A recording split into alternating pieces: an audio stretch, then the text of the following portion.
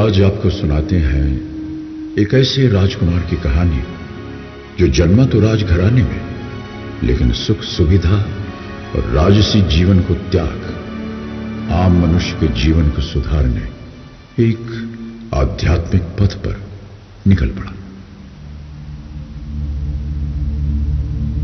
कई वर्षों पहले एक शासक राजा शुद्धोदन और उनकी रानी माया देवी के परिवार में पुत्र ने जन्म लिया।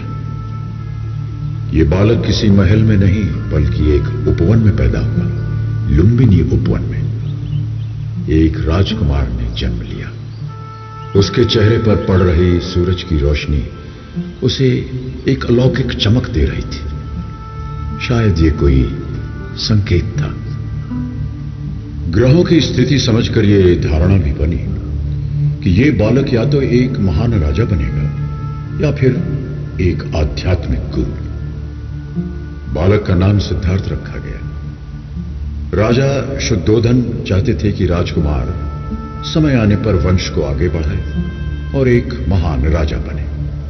वो सिद्धार्थ की तकदीर बनाने में लग गए या उनका ऐसा भ्रम था। समय बीता और सिद्धार्थ 29 साल के हो गए। क्षत्रिय वंश के एक लंबे चौड़े खूबसूरत राजकुमार। वो राजकुमार जिन्होंने अपने जीवन के 29 वर्ष महल की चारदीवारी में हर संभव सुख साधन के साथ व्यतीत किए, बाहर की दुनिया से पूरी तरह अनजान। एक दिन महल के प्राचीर पर खड़े सिद्धार्थ ने नीचे देखा। उन्होंने वो देखा जो आज तक नहीं देखा था, जो शायद उनकी कल्पना से भी परे था। उनके मन में सवाल उठे, वहां क्या है? किस तरह के लोग वहां रहते हैं? किस तरह की चीजें हैं? मैं जानता नहीं, कभी देखा भी नहीं, पर देखना चाहता हूं। एक दिन चुपचाप महल से निकलकर अपने एक साथी के साथ सिद्धार्थ उस नई दुनिया में आए। यहां तो हवा बिल्कुल वैसी है जैसी हवा में हम रोज सांस लेते हैं। पेड़ और फूल भी वैसे ही जैसे महल के बागीचों में है। इस बहते हुए पानी की कलकल, इसका रंग भी बिल्कुल वही। राजकुमार को एक बीमार आदमी दिखाई दिया। सिद्धार्थ विचलित हो गए और अपने मित्र से पूछा, ये आदमी ऐसा क्यों दिख रहा है? राजकुमार, यह आदमी स्वस्थ नहीं है, बीमार है। कुछ आगे बढ़े, उन्होंने एक बूढ़ा आदमी देखा। इस आदमी की ऐसी अवस्था क्यों? इसकी उम्र हो चली है राजकुमार, काफी उम्र हो गई है। आगे जाकर एक व्यक्ति का मृत शरीर देखा। ये व्यक्ति ऐसे क्यों पड़ा है? साथ बैठे लोग ये क्या कर रहे हैं? इस व्यक्ति का जीवन शेष हो गया राजकुमार। साथ बैठे लोग इसके परिवार के सदस्य हैं, शोकाकुल हैं, वेदना में हैं। जिन लोगों को मैं जानता हूं, जो मेरे परिवार के सदस्य हैं, महाराज, मेरे पिता, परिवार के अन्य लोग, वो मेरे दोस्त जिनके साथ मैं बड़ा हुआ हूं, क्या सभी के साथ यही होगा? सबके साथ? राजकुमार, बुढ़ापा तो सब पर आएगा। हम सभी कभी न कभी बीमार भी होंगे और हम सभी को मृत्यु भी प्राप्त होगी। महल के अंदर की दुनिया उन सच्चाइयों से परे थी जिनसे सिद्धार्थ का आज सामना हुआ था। उनकी दुनिया आज टूटकर बिखर गई। वो शोक में डूब गए। वो उन सभी दृश्यों के जवाब चाहते थे जो उन्होंने महल के बाहर देखे थे। उन्हें इस बात का आभास हुआ कि अभी तो बहुत कुछ देखना है, समझना है, जानना है। उनके मन की आवाज उन्हें बार बार कचोट रही थी कि वो उन सच्चाइयों के महज गूंगे दर्शक बनकर नहीं रह सकते। उन्हें उस सच्चाई को खोजना था जिनमें जीवन के जवाब छिपे थे। उस दिन के बाद सिद्धार्थ चुपचाप कई बार महल की सीमा के बाहर निकले, सच्चाई की तलाश में। उन्हें जवाब चाहिए थे। अपनी ऐसी ही एक यात्रा के दौरान सिद्धार्थ ने एक साधक को देखा जो गहरे ध्यान में लीन थे। उसकी आंखें धीरे से खुली और सिद्धार्थ की आंखों से मिली। उनके विचार जुड़े। सिद्धार्थ को उसी क्षण एहसास हुआ कि जो उत्तर वो बाहर खोज रहे थे वो तो उनके भीतर ही थे, उनके स्वयं के अंदर। उनका निश्चय आकार लेने लगा। अगर आसपास के लोगों को उनके दुख दर्द समझाने में मदद करनी है तो उन्हें स्वयं इस पहलू को समझना पड़ेगा, अन्यथा उनका अपना जीवन अधूरा रहेगा। उन्हें इस बात का एहसास हुआ कि सांसारिक गतिविधियों में लिप्त रहकर सच्चाई की खोज की यात्रा शुरू न हो सकेगी। उन्हें अपने वर्तमान जीवन की सुख सुविधाओं को, रिश्तों को, महल की चार दीवारी को त्यागना होगा। एक रात सिद्धार्थ चुपचाप अपनी पत्नी, पुत्र और महल को छोड़कर विलासिता और सुखों से भरे जीवन को त्याग कर एक साधक बन गए।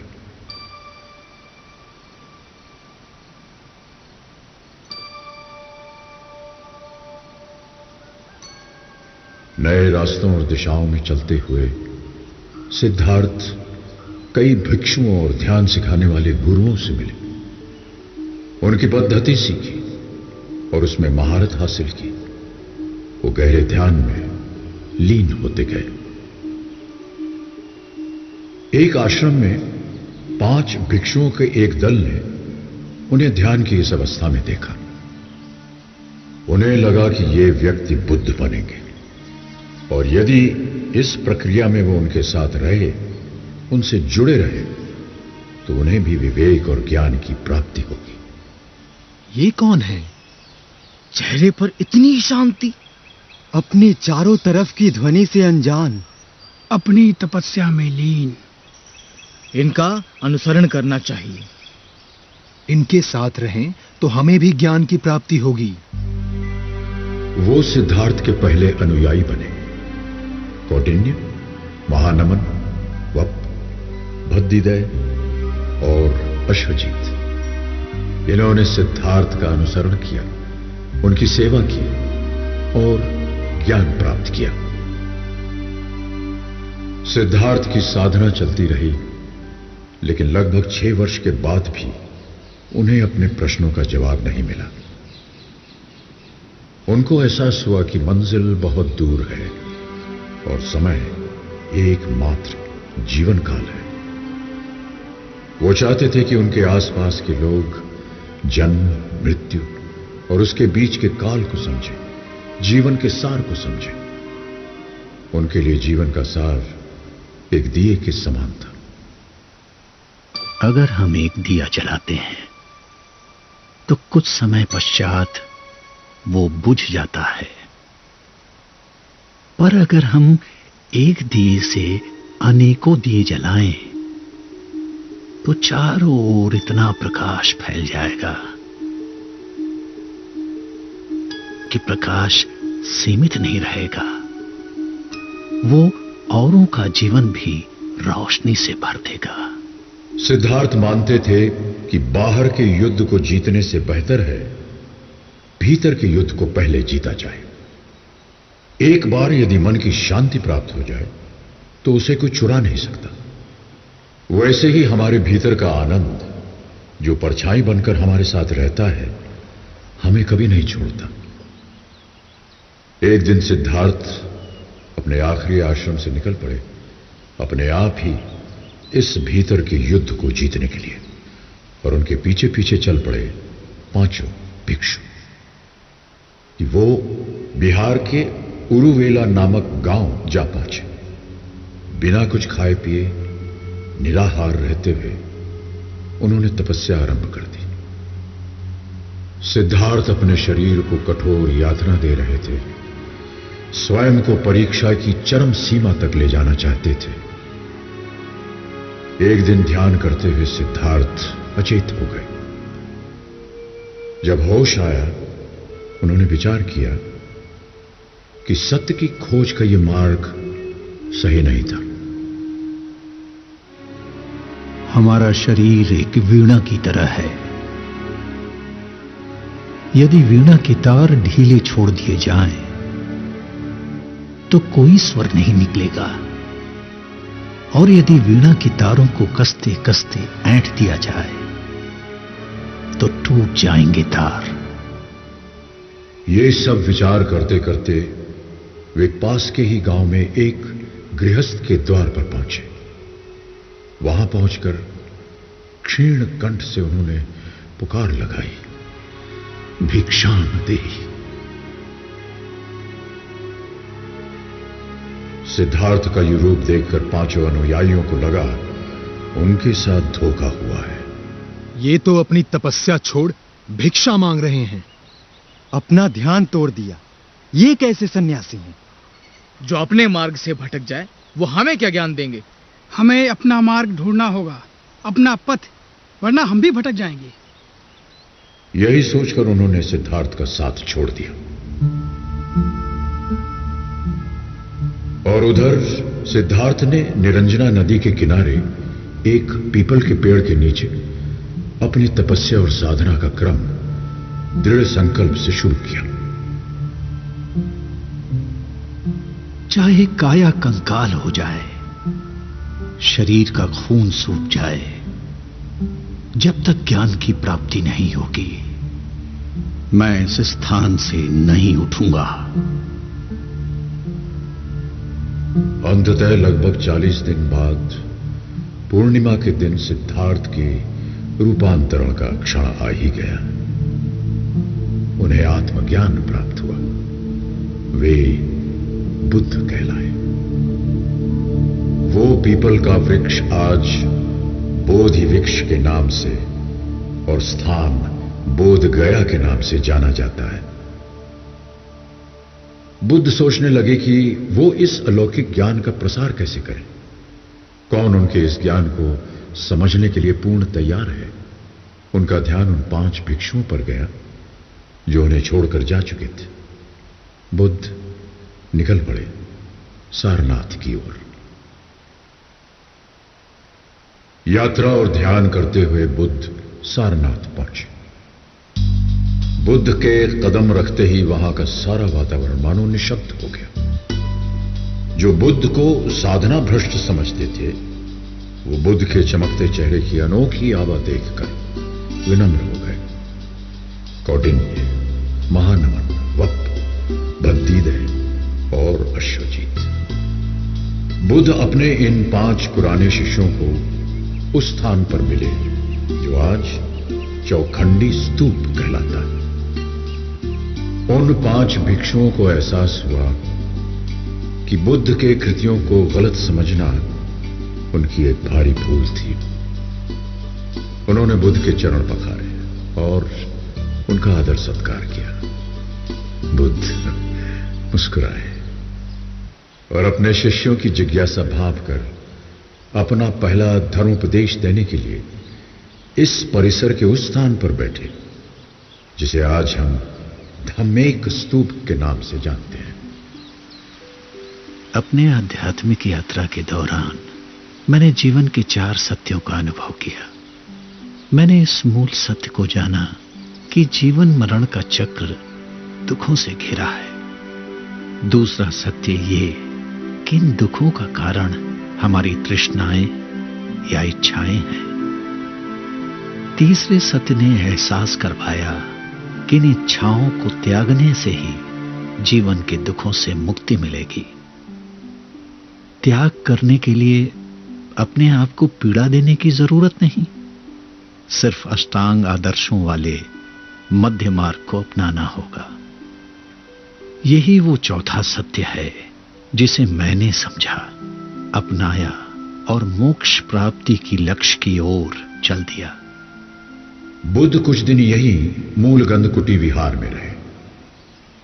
बुद्ध की शिक्षा बहुत साधारण थी। वे जीवन की तमाम समस्याओं को बड़े साधारण तरीके से सुलझाते थे। एक बार एक औरत अपने बेटे का मृत शरीर लेकर उनके पास आई और बोली, इसे जीवित कर दीजिए प्रभु, मेरे पुत्र को जीवित कर दीजिए, जीवित कर दीजिए। अवश्य कर दूंगा, पर इसे जीवित करने के लिए किसी एक ऐसे घर से सरसों के दाने लाने होंगे जहां कभी किसी की मृत्यु ना हुई हो।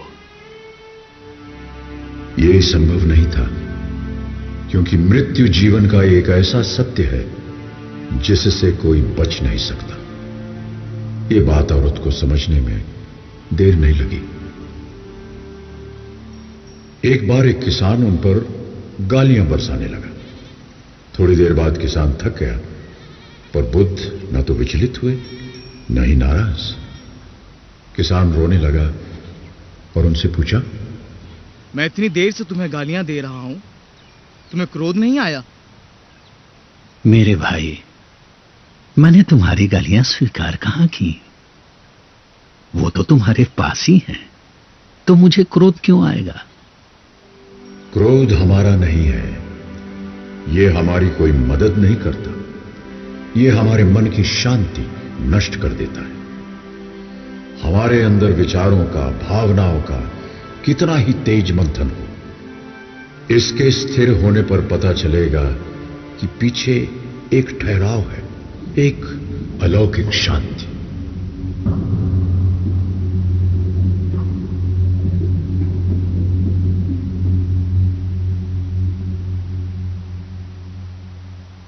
बुद्ध ने अब अपना जीवन हर तरह के लोगों को समर्पित कर दिया था। राजाओं, दासियों, सैनिकों, साधारण लोगों।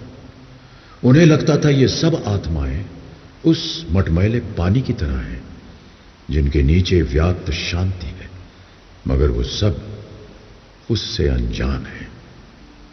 एक तालाब में जहां लोग स्नान करते हैं, अपने वस्त्र धोते हैं, तो तालाब का पानी कैसा दिखता है?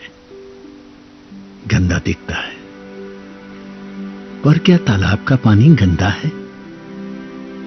नहीं, पानी गंदा नहीं है।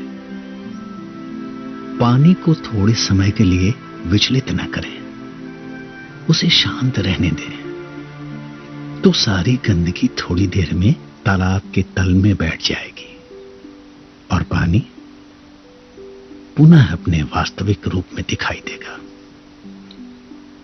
शांत और स्वच्छ। बुद्ध ने संघ की स्थापना की और अपने पहले 60 भिक्षुओं को देश की अलग अलग दिशाओं में भेजा, ताकि वो लोगों से मिले और बुद्ध के विचारों को जनसमूह तक पहुंचाए। बुद्ध एक और लंबी यात्रा पर आगे बढ़ चले।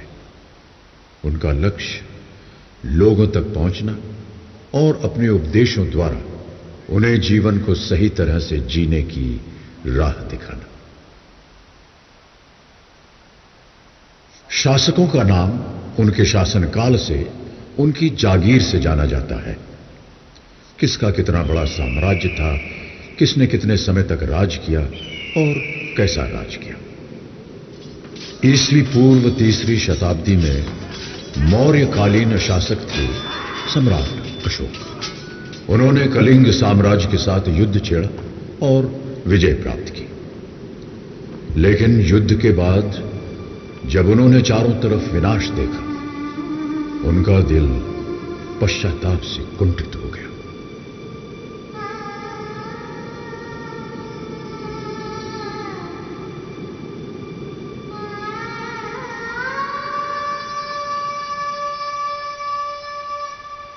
इतना विध्वंस, इतना विनाश,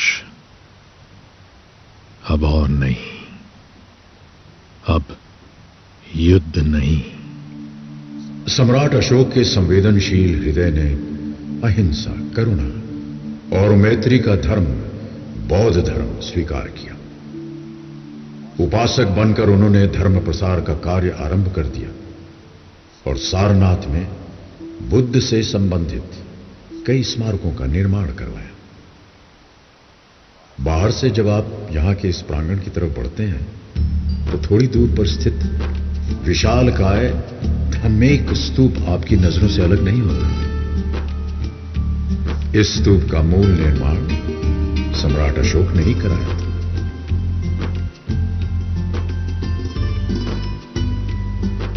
सारनाथ में एक विशाल स्तंभ के कुछ अंश आज भी हैं, जिसे सम्राट अशोक ने बनवाया था। इस स्तंभ के ऊपर सम्राट का राज चिन्ह चतुर्भुज सिंह और धर्म चक्र बना हुआ था, जो आज भारत का राष्ट्र चिन्ह बन गया है। सम्राट अशोक ने धर्मराज का स्तूप और बौद्ध भिक्षुओं के रहने के लिए विहारों का निर्माण करवाया। सारनाथ में बुद्ध के निवास स्थल मूल गंधकुटी विहारा बनवाकर उन्होंने बुद्ध के प्रति अपनी श्रद्धा अर्पित की। बुद्ध थे तो एक आम मनुष्य, जो युवराज के रूप में पैदा हुए, अपने आसपास के जीवन को देखा, दुख दर्द को देखा और एक लंबी यात्रा पर निकल पड़े। उनकी देशना, उनके वचन हमारे वर्तमान दौर में और भी सार्थक है।